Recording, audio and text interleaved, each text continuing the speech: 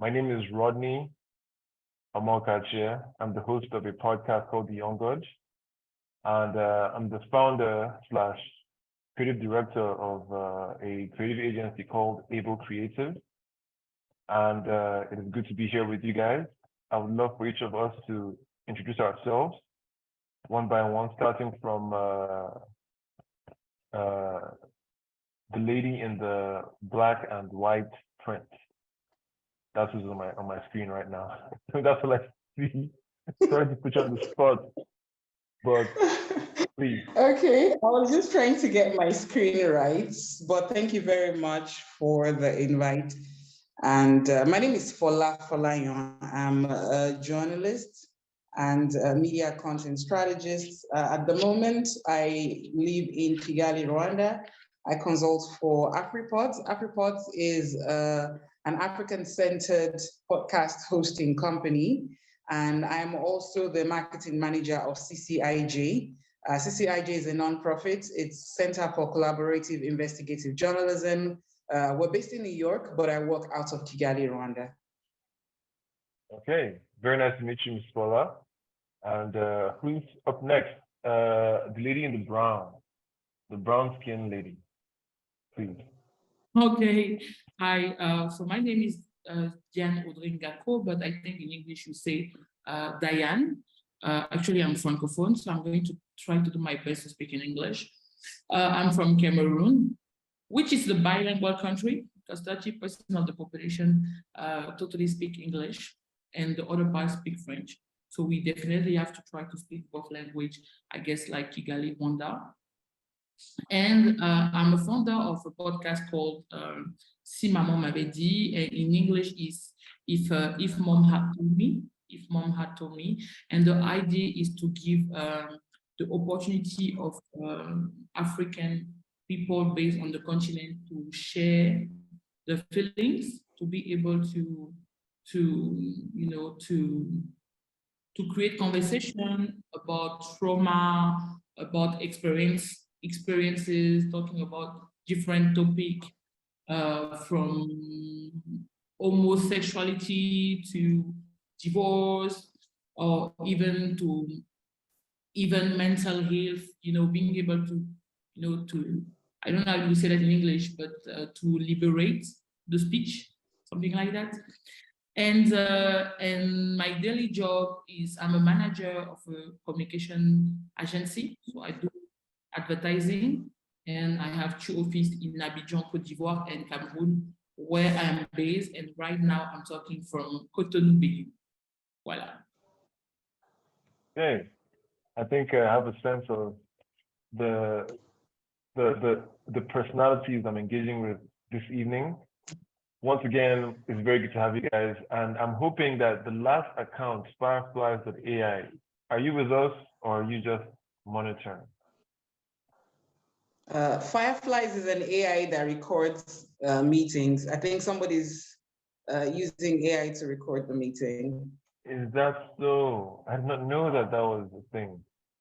Okay. Okay, well, so here's what's happening today, right? This is basically an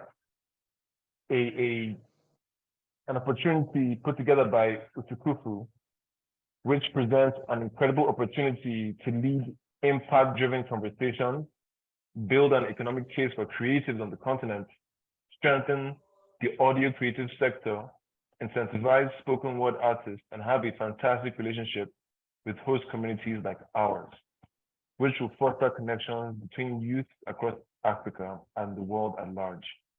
So the topic here is simply to discuss the economic impact of the creative industry in Africa, showcasing the business case for creativity. And I'm guessing that the both of you, in fact, the 3 of us, were chosen for this conversation because we have some skin in the game. So right off the bat, what comes to mind when that topic, if I can go at it again, the economic impact of the creative industry in Africa? What comes to mind when you hear that?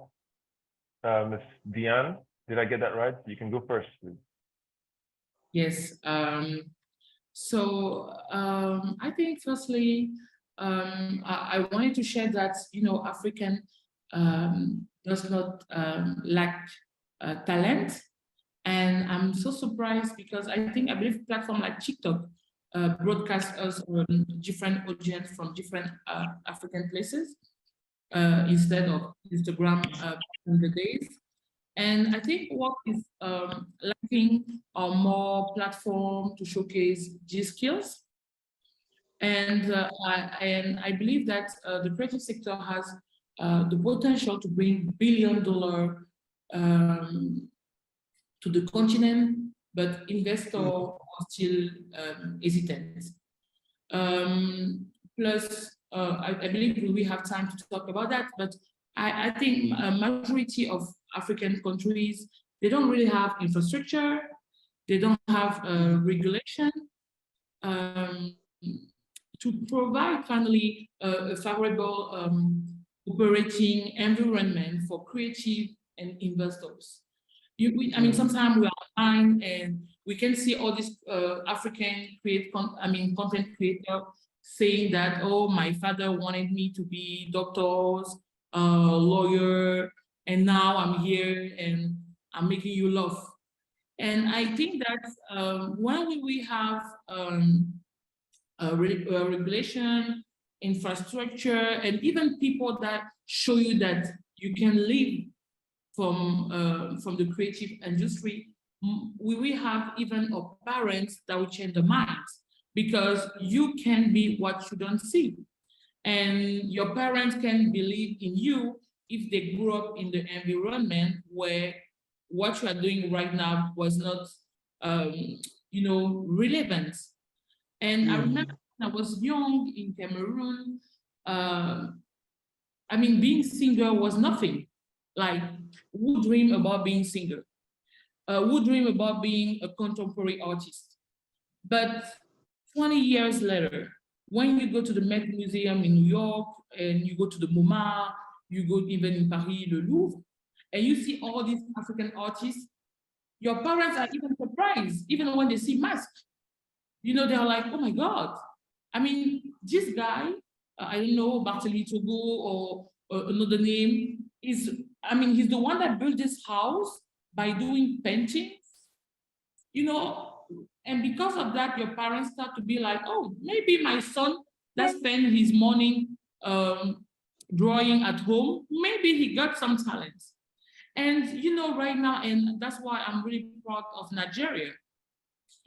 When you are a singer today, or even actor, but I wanted to say singer, you do music because of Whiskey, because of Davido, because of Burna Boy, your parents really believe in you.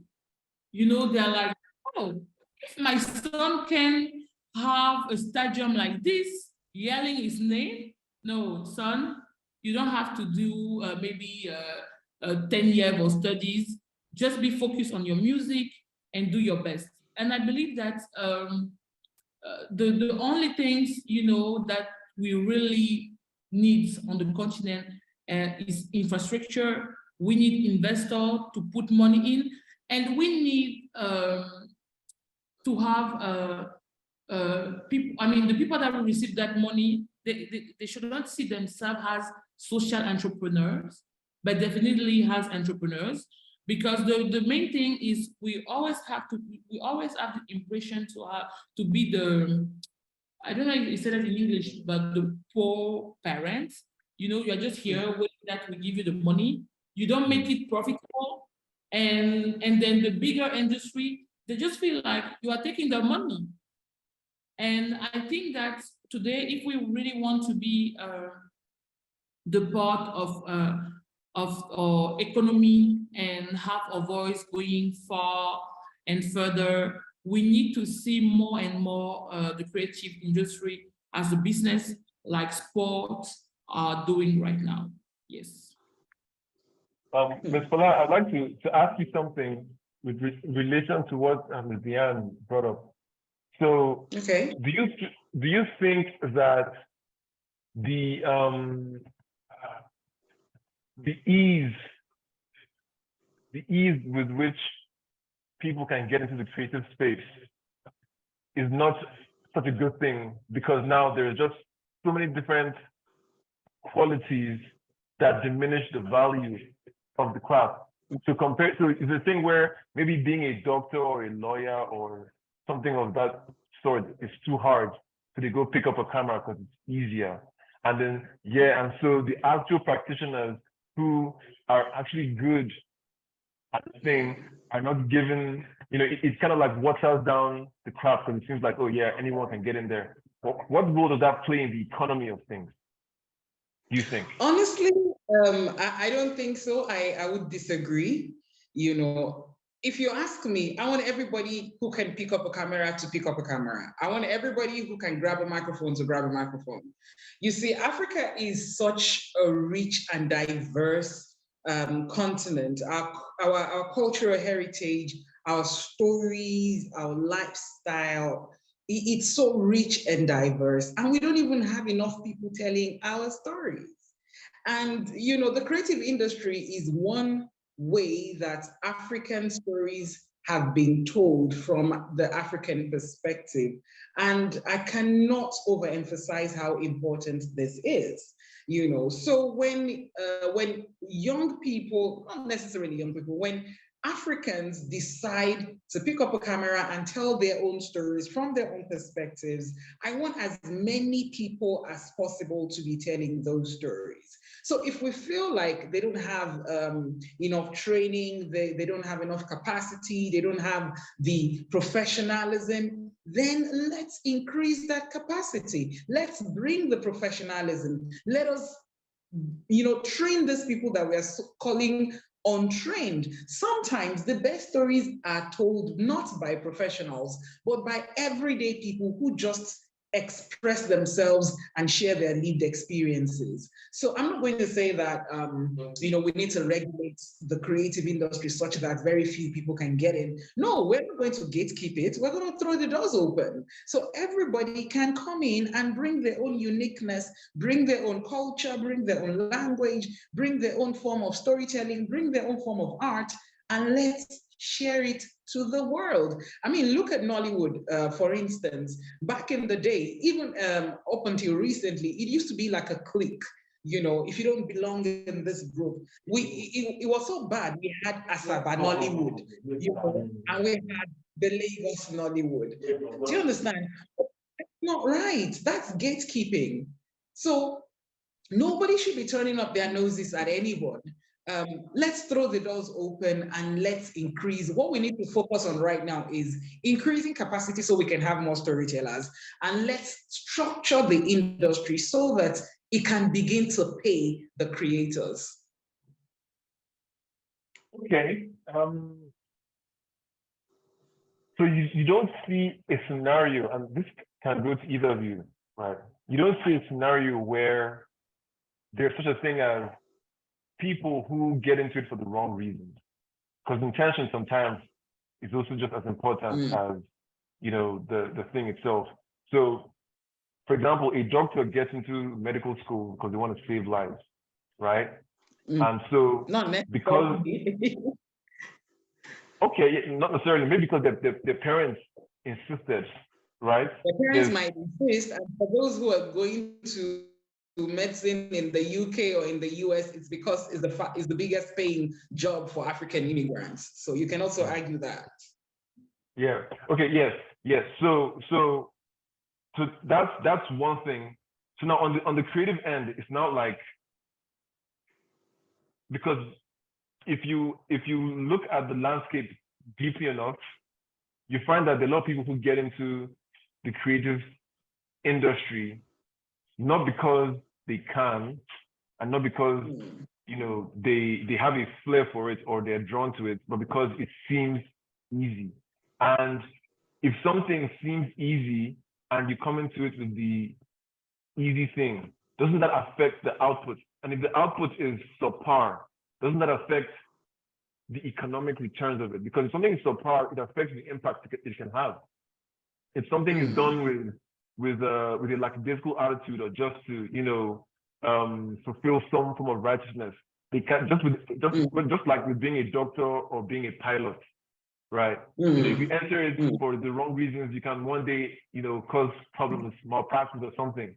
So I wonder if there is, not to say gatekeep, but to ask creators and storytellers to question their why and to be honest with that. Because if your quality is subpar, it affects the impact you can have on the audience. And if the audience is not moved by your story, by your output, that would then affect the economic returns, wouldn't you say? So this is how I see it. If you look at the creative industry in Africa now, the standard is very high. Gone are the days where people will do nonsense and everybody will take it. Now, if you do nonsense, nobody is going to buy it. Nobody is going to pay for it. So I even like people who come into the industry from a purely economic perspective. They want to make money. The people who come into the supporters of the ecosystem that that have come to Africa to pitch their tent. I'm talking Netflix, I'm talking Amazon Prime. They're not coming because suddenly they have this immense love for Africa, and this is out of the goodness of their of their heart, or this is by any means altruistic. It's simply finance, dollars, naira, kobo, sifa, whatever it is. So if you're coming into the industry, and I would respect it if your motive is economic, it's business, that means you're going to put your all into it. That means you're going to make sure that you have a very good standard product. So for the people who come in because they feel like, oh, it's such an easy thing to do, it's an easy profession. I can just, I can be a blogger today. I can be a filmmaker today. I can use my cell phone and become an influencer or a skit maker or a podcaster, whatever it is, that you think it's easy. When you come and then you realize that if you produce a substandard output, nobody's paying for it, it defeats your purpose. Then you realize that you have to put in work.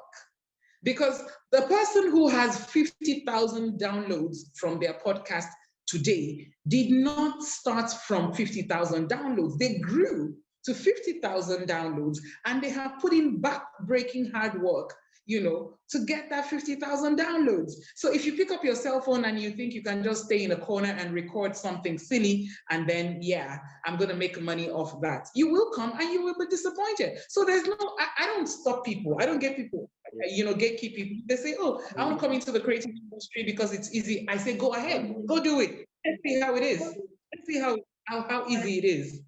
Yeah. Okay, well said, Fola. Ms. Diane, Diane, right? You gotta say that right. Yes, but it's fine, Diane, I can manage with that. Okay, so people always say that the creative industry is one of the fastest growing sectors in Africa. How fast really is it? Is that just something that we say, or is there, what do you see on ground to back that up?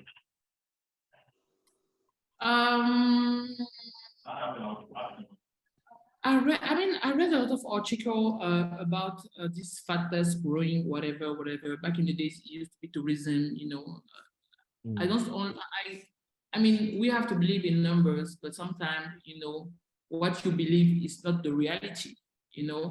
But I think with all the investment made by Netflix in South Africa, in Nigeria, even in Morocco, I think they use all these numbers, to guess what is going to be the market. And with all these major companies on the continent, Sony Music, Universal, all of them sign many African artists all over the continent, and are able to make money because in Africa we have the culture to go see our artists at the concert. We have this or even for the brand, African brands, it's really logical to sponsor a show, but you want to really see it in France, in UK. You will, it's going to be super complicated to see, I don't know, Heineken, that we say, oh, whiskey is there, or even Pepsi, Chihuahua Savage, which is one of our brand ambassadors in Nigeria, oh, she's in UK. Let's just make an event where we sponsor it. But in Africa, you as an artist, you as a producer, you can make money on a different level of your production by marketing, by cell phone, text message via cell phone, and all of it. And I believe that all these numbers that make people think that creative industry is the fattest business. But the first thing that you say before about the fact that create content is easy, all of us, we know that it's not true. Of course, you can take your phone and do a podcast or whatever, but it's all about consistency. That's where, it's going to be complicated for many people. And especially, today is so hard, and especially it's so hard to last longer. The audience is not always available. The audience, especially today in Africa, they know what they want. I don't know if in your country it works well, but Instagram does not really work well in Cameroon. People are not interested, but they are really interested by TikTok. And they know what they want. In Cameroon, on Côte d'Ivoire, or even Benin, they really love all these life coach. Oh, baby, you want a husband? Let's do this, let's do that. You want to know how to cook to keep your husband? They're really going to be into it. All this story about which, all this story in our community, that is going to work well, but I'm not sure that people doing it are going to make money, because platforms like TikTok for now, they do not really find a way to give money to the African content creator.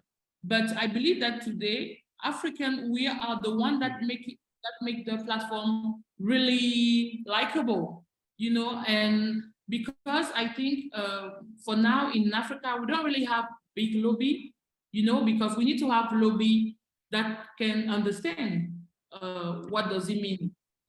What is the logic behind this industry? What this industry can give to the continent. Nigeria really understood it well when they see how it was evolving.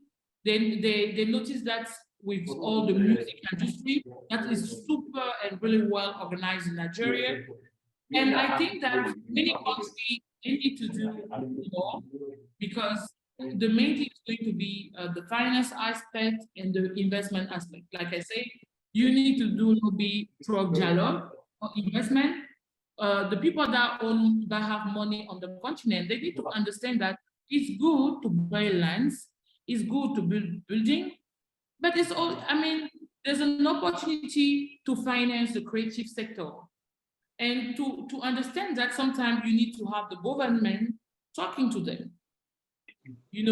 Find a way to maybe to create a financial environment where a company are able to put maybe 1%, 2%, 3% of the gain per year in the creative industry. You had it in France back in the days. That when you are a big company, you give 1%, 2%, 3% to the creative industry. That we have movie theater, that we have the edition industry to last longer, And that's what we need today. We need to have the government to say, hey, we have music, we have art, we have fashion, we have different industries that can create jobs, because there's a huge problem with the unemployment with the youth. What can we do? How, as a responsible companies, we can impact the generation of our consumer and the next generation by putting 1%, 2%, 3%, maybe to 5% of our benefits in different projects. I think in Nigeria, you have bank like GT Bank, they are really involved in fashion. Not even fashion, but in the creative industry, they have TV shows that they produce. They have the fashion show where they try to invite all the biggest customers to present them the new brand in Nigeria, to be able to create a conversation, because when they are out, they know that brand, that we find the customer, it will work, and if it can go bigger, they will be able to raise funds, maybe through the bank, to develop the markets. So I think it's really important right now, before maybe have the money, to have a government that will be able to understand the really importance of creative industry, and then being able to go talk to the investors or the private sector to let them understand why they should invest. They should invest. And in our society, they don't mind to invest, but they want to know what they're going to win. So that's why we can think about taxes and all of it. Okay. I will reply to the question in my English. You have answered the question, and like every other question that I have here. But it's great. It's dope. There's a lot more where that came from. Diane, you were saying something, but I think maybe I'll ask this question so that you can just get back into it, right? And we know that one of the things that makes storytelling go is support of the government, like Diane has stated in her last expression. So to what degree would you agree with this statement I'm about to make, that Africa in general lacks that culture in terms of appreciating and maintaining its culture in the first place? So the same way you would see how maybe the Europeans, the West, they value their stories and how they got from point A to point B, and they tell it through songs, through movies, and the government. So if you look at like the credits of a lot of these like big movies, you would see how maybe the state of Georgia had some kind of like support. New Zealand, they have their own thing that supports these industries and helps to maintain the history. To what degree do you think Africa is behind in that? Can I say something? So No. I honestly don't really think that Africa is very much behind. I think that's a narrative that has been perpetrated. In terms of the government being involved in. Okay. Yeah. I don't agree that we are as behind as the narrative being perpetrated is. Yes, we do have certain limitations because of how late in the game that we came in. And Africa does have a myriad of problems, so the creative industry is just one of them. But we're not 100%, we're not as behind as we used to think, or they've told us that we are. Because this thing, at the end of the day, it's a narrative. It's a narrative that people perpetrate. Oh, Africa is so behind. We're behind in this, we're behind in that. But if we really look critically at our continent, for instance, take Nigeria. Take Nigeria, take South Africa, and you will see how strong our creative industry is and the structures that we're building. I mean, if we're really that behind, we will not have Universal Music Africa. We're not going to have Sony Music Africa. We're not going to have Netflix Africa, in South Africa, in Nigeria. We're not going to have Amazon, all over this. We're not going to have Disney start paying attention to us, all these global creative companies. So in terms of government and government's involvement in the creative industry, it's the same thing. We're not that far behind. I mean, just a few weeks ago in Nigeria, the government passed the new Copyright Act, which is something that we've been talking about for a very long time. We've always had the Copyright Act, but there's a new one right now that makes provision for digital rights of distribution. We have that means the government is listening. That means they're paying attention. They can now see that, okay, when it comes to the creative industry, technology has taken over. We now have new concerns. And so they have expanded that act to incorporate these new concerns. New legal remedies are introduced to assist rights holders, enforcement of their rights and things like that. So government is involved. We have the Africa Development Bank investing in the creative industry. We have individual state governments investing in state creative industry. So it's not a complete narrative to say that the government is not involved. Yes, we need more involvement. Everyone can do with more. Do you understand? We need more involvement. Yes, we need a little bit more leeway. We need policies, that can move the industry forward. We need a little bit more creative freedom, because I understand in certain countries, the creative industry there is very limited. I'm speaking away from Nigeria right now. Nigeria, we still have some bit of expression, but there are countries where the government still needs to open up the freedom of speech, freedom of information, freedom of creative expression, such that governments are not threatened by certain elements of creativity. So all of this needs to happen, agreed. But to say that we are really that far behind, no, I think it's not a complete narrative. Can I pose this for a second before Diane goes in? Can I pose this? And Diane, maybe you could take this on. Yeah. I feel like there's a difference between financial investment and involvement and an actual appreciation for the art itself. I think that's where my focus is on. Yeah, there's all these different things on paper and all these different laws being run. But I think that for this to go really far, the people in government, the people that we elect that represent our interests, have to also be individuals who appreciate the arts, who want to see it flourish, who understand that there's levels, and because they understand that there's levels, they're willing to put in the infrastructure and the things in place that will allow creators to reach those levels and beyond. Because I do believe that Africa is behind in terms of those levels. I do believe that Africa is... Can you explain that a little bit? What do you mean by actual, like those levels? Can you give an example? Okay, levels in terms of for example, you see some African animation studios, for example, right?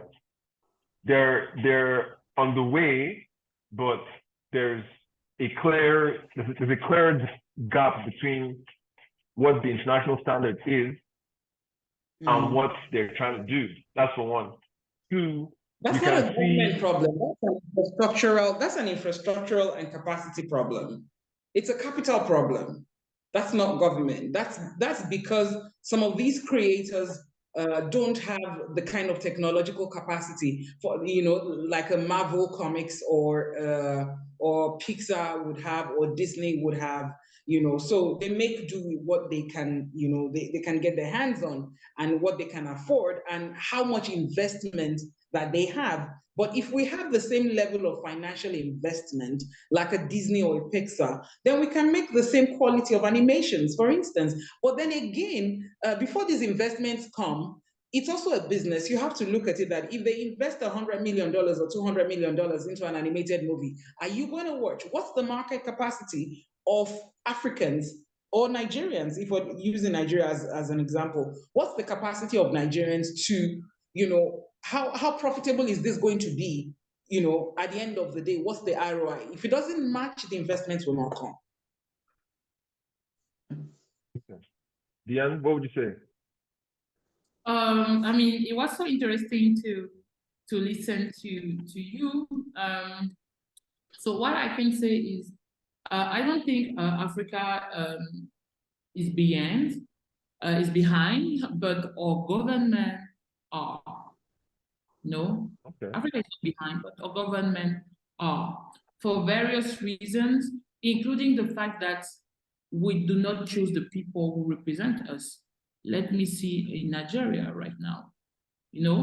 When on the table you have people that are not representing you, they will not defend your global interest.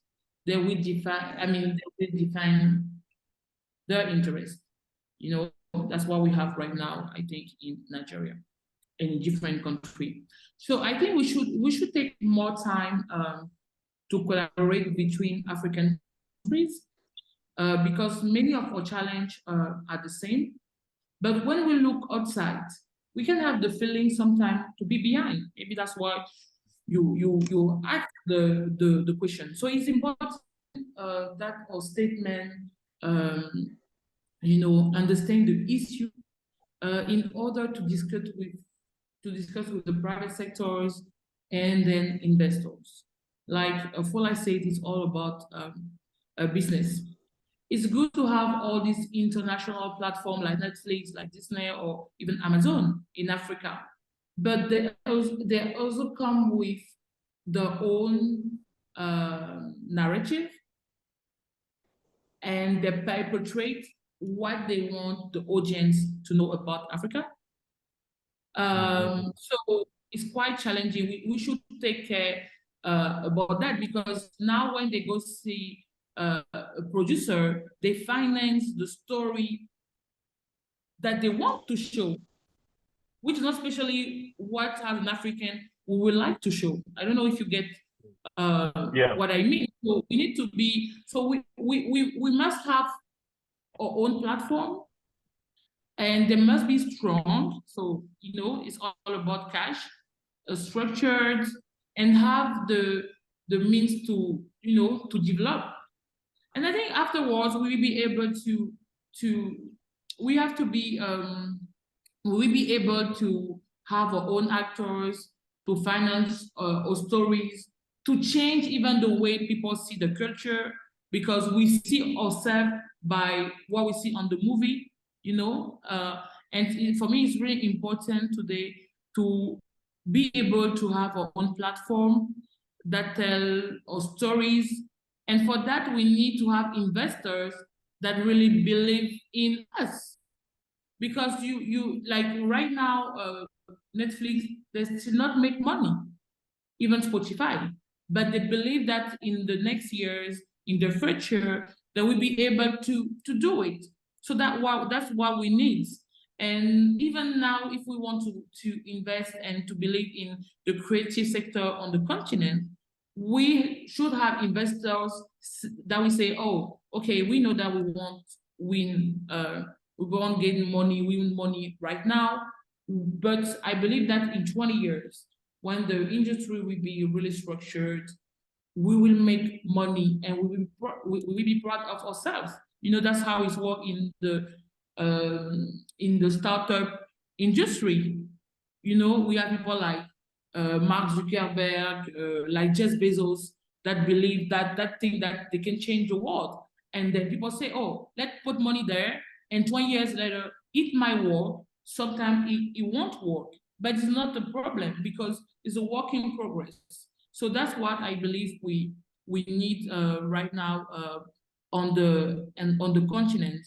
And for that, we need to have government that really understands where we want to go and the means to be able to invest in a sector that present, show, and defend Africans and stories. Yeah. Well said, Diane. So let's get into African businesses and their need to harness creativity in order to succeed, right? And what that says to me is that if you're a company, even if you're not in the creative industry, you need to have someone who's creative in your team, someone who can identify what you do well and then creatively harness it or bring it to the forefront. And I think, right now, why don't you tell me, what have you seen with regards to how, because in your experience, what have you seen with regards to how African businesses respond to the recommendation that you need to be more creative, even if you're not in the creative space?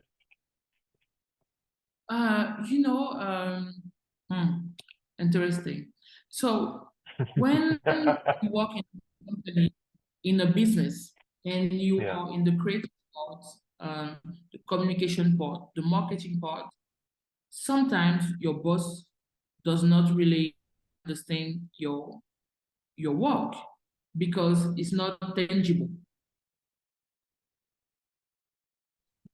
They will like to work with the salesperson because when the salesperson sells it, you see the money comes in.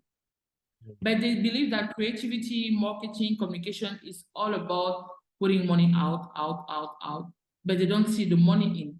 They don't see communication, advertising, creativity as an investment. They see it as a depends. I don't know how you say that in English. Do you say that in English? Yeah. As a liability, yeah. Yeah, you know, and that's I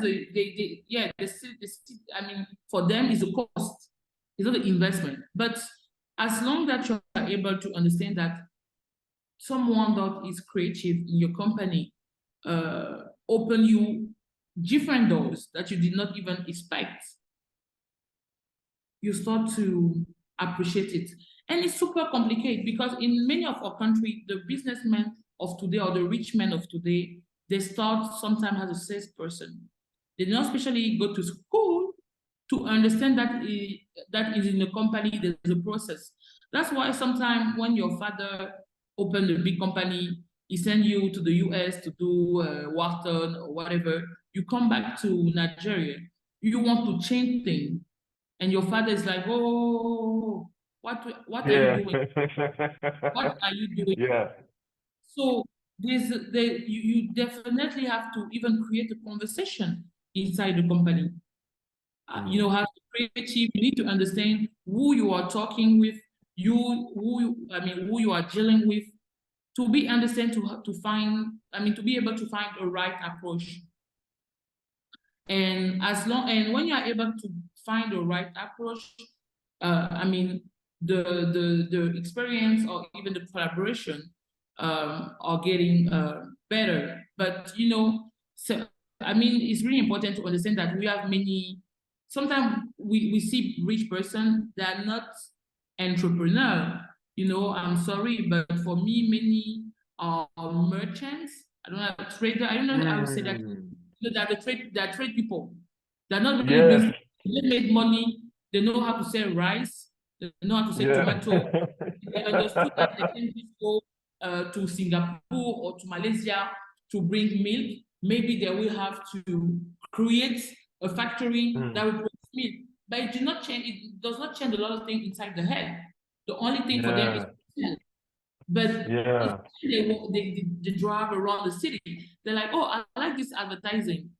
Oh, maybe I should hire someone, a graphic designer, an artistic director.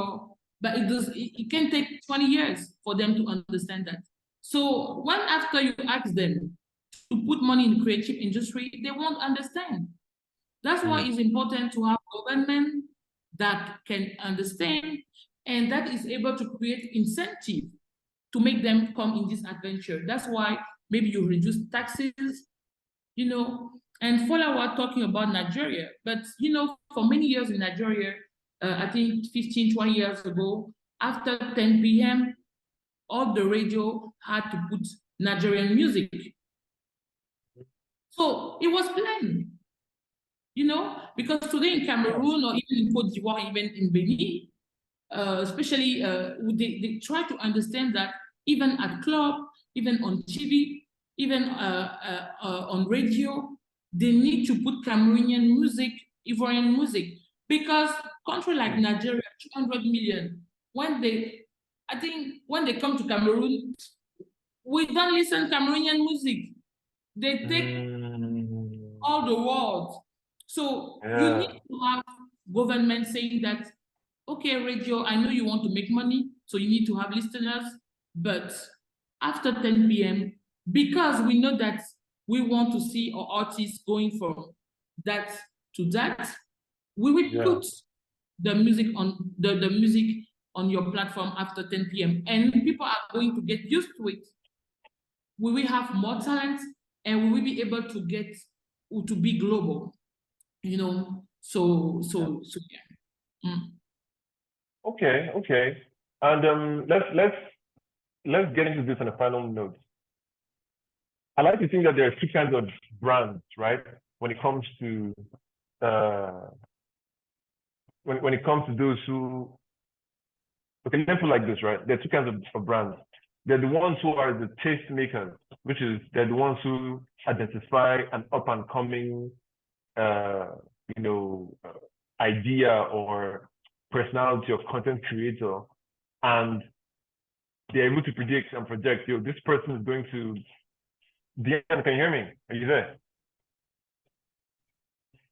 Yes, I can hear you. I'm here. Okay, it was frozen for a second.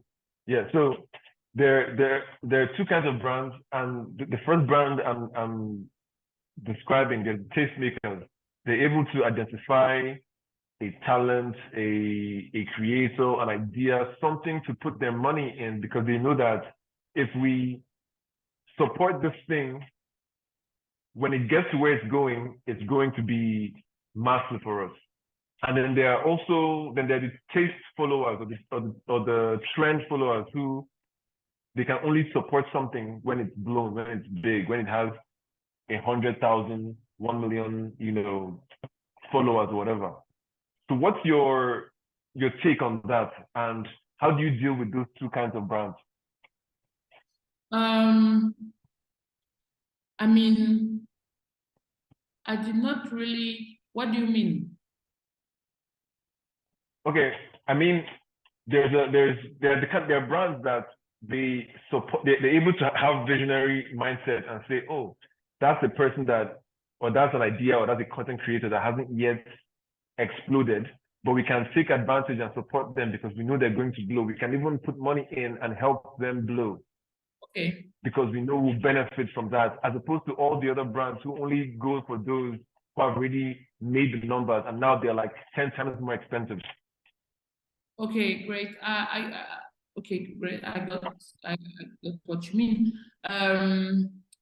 So me, I think it depends on the client and it depends of the brand. It depends on the budget that they have. Today we have like a macro influencer, micro influencer, but the engagement is better on the micro influencer because they have a good engagement, a better reach. So it will depend. If you take an influencer with 1 million follower, it won't especially turn. It won't be really. You won't really try to have the conversion like follower customer. You will be more focused on notoriety, being known, visibility. But now when you have you want to have conversation, conversion between follower and customer, you will take micro or even micro influencer, people with 2,000 followers. But you can see that when they say that they went to McDonald's, everybody is going to go to McDonald's compared to someone with 1 million. That seems to be a billboard more than an influencer. And what is really important for us as an agency too is to be able to create the message together. You will find influencers that have the same value, the same behavior than your brand. You can't just take someone, I don't know, that do weird thing online and say that, oh, it's cool, it's fun, but it does not fit with your brand, or even his audience does not fit with your brand. So brand have to be, really humble to know that finding a nice content creator means time, and even you need to.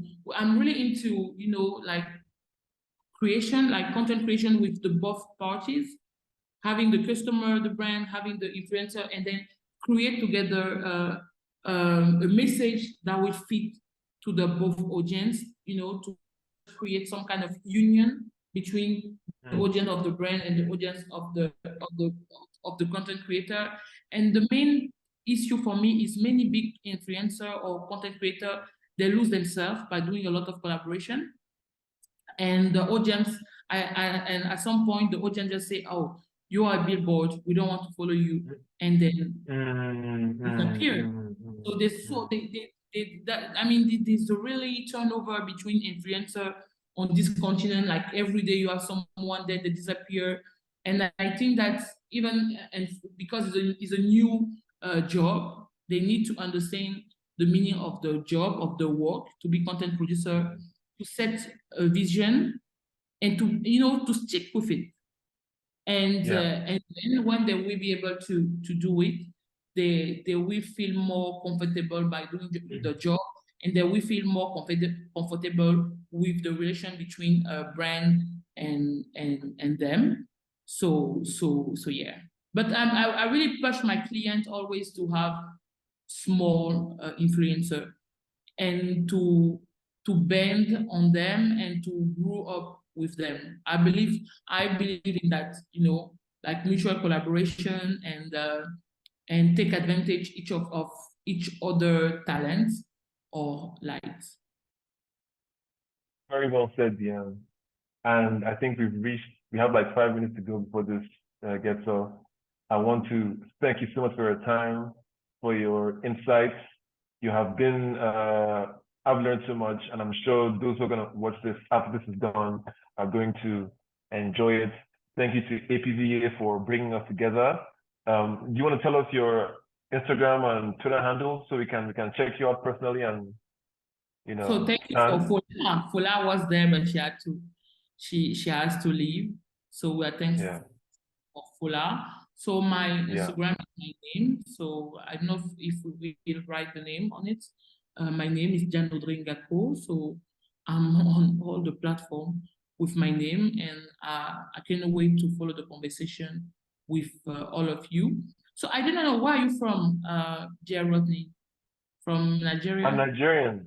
Yes, are you based I am. I'm in Abuja. Yes, I am. Okay, it's good. Yeah, very good. Very, very good, actually. But yeah, you and I will connect some more. I think I have your email. I'll shoot you an email, and we'll see what we can do together. How's that? Great. Thank you. I love the vibes. It was amazing. Thank you, guys. Same here. Same here. And hi to from the APVA. Yes. Thank you again, and goodbye. Bye-bye.